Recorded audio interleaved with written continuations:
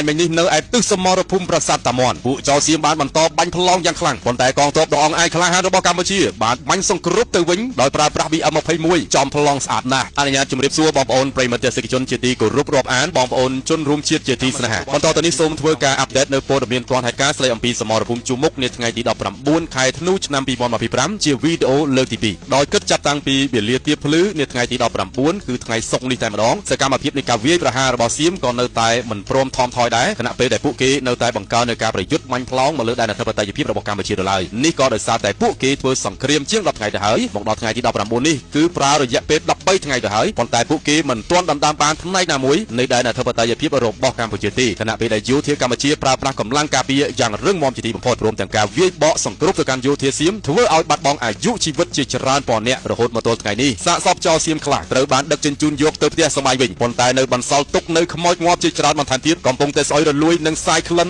នៅលើដីកម្ពុជាព្រោះតែកងទ័ពកម្ពុជាសម្រេចចិត្តថាមិនអាចអនុញ្ញាតឲ្យពួកគេចូលទឹកដីកម្ពុជាបានទៀតទេទោះបីជាការមកយកសាកសពក៏ដោយនាវេលាម៉ោង 4:30 នាទីព្រឹកថ្ងៃទី19ខែធ្នូនេះនៅឯទិសថ្មដានិងអូភ្លុកដំរីខេត្តពោធិ៍សាត់សម្លេងផ្ទុះឡើងយ៉ាងកងរពងនៅក្នុងខណៈពេលនោះ F16 របស់សៀមក៏ធ្វើការទម្លាក់ប្របែកនៅវេលាម៉ោង 5 ផងដែរនៅម៉ោង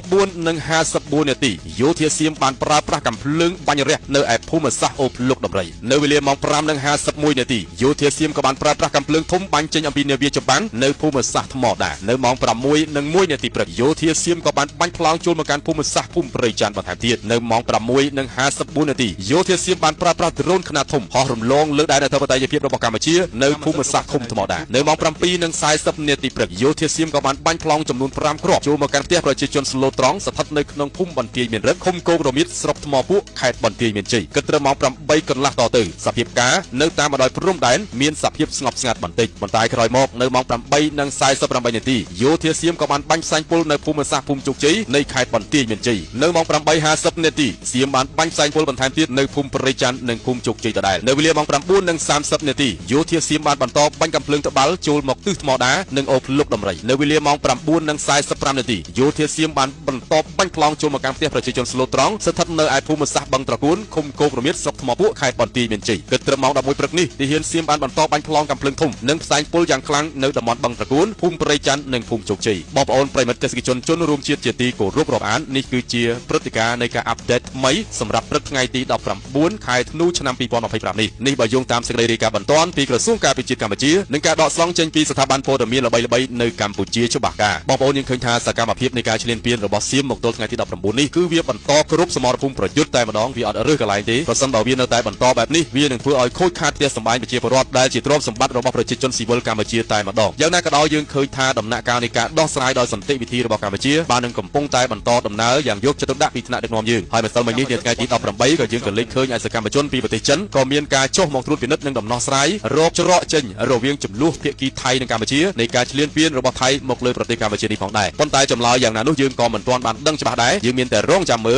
លនៅសារព័ត៌មានផ្លូវការរបស់ក្រសួងការពារជាតិបន្ថែមទៀតអំពីលទ្ធផលនៃដំណោះស្រាយដោយសន្តិវិធីនេះប៉ុន្តែចំពោះយោធាសៀមវិញមិនបានគោរពទៅនឹងបទជប់បាញ់ព្រមទាំងការដោះស្រាយគ្នាដោយសន្តិវិធីទេមកដល់ថ្ងៃនេះបើទោះបីជាមានការអន្តរាគមន៍ពីអន្តរជាតិយ៉ាងណាក៏ដោយជាពិសេសគឺលោកអាន់វ៉ាអ៊ីប្រាហ៊ីមនាយករដ្ឋមន្ត្រីម៉ាឡេស៊ីជាប្រធានបដូវវេនរបស់អាស៊ានលោកដូណាល់ត្រាំប្រធានាធិបតីសហរដ្ឋអាមេរិកដែលជាប្រទេសមហាអំណាចក៏យោធាសៀមមិនបានស្ដាប់សូម្បីតែមួយម៉ាត់ហើយមានតែបន្ថែមនូវការវាយប្រហារបន្ថែមទៀតនេះបើការអះអាងរបស់លោកនាយករដ្ឋមន្ត្រីអនុទានច័ន្ទវីរៈកុលរបស់ប្រទេសសៀមកន្លងមកប៉ុន្តែថ្មីៗនេះយើងឃើញមានចំណាត់ការពីប្រទេសចិនដែលអាចផ្ដល់ក្តីសង្ឃឹមនៅក្នុងការបញ្ចប់សង្គ្រាមនេះហើយករណីប្រសិនបើមានការបញ្ចប់សង្គ្រាមវាគឺជាអ្វីដែលប្រទេសកម្ពុជានិងប្រជាជនស្លូតត្រង់របស់កម្ពុជាគ្រប់រូបចង់បានព្រោះតែវិនាសកម្មសង្គ្រាមរបស់សៀមឈ្លានពានមកលើប្រទេសកម្ពុជាបានធ្វើឲ្យប្រជាជនកម្ពុជារងការខូចខាតនៅទ្រព្យសម្បត្តិស៊ីវិលផ្ទាល់ខ្លួនដោយសារតែការបាញ់ប្រហារទាំងកំរោលពីយោធាសៀមដោយមិនរើសគោលដៅដោយមិនរើសអំពីទីតាំងស៊ីវិលរបស់ប្រជាជនឡើយដូច្នេះក្នុងនាមប្រជាជនកម្ពុជាសូមទទូចឲ្យថ្នាក់ដឹកនាំអន្តរជាតិមានការអន្តរាគមន៍ឲ្យទាន់ពេលវេលានិងបញ្ចប់សកម្មភាពឈ្លានពាននេះឲ្យកាន់តែបាននៅក្នុង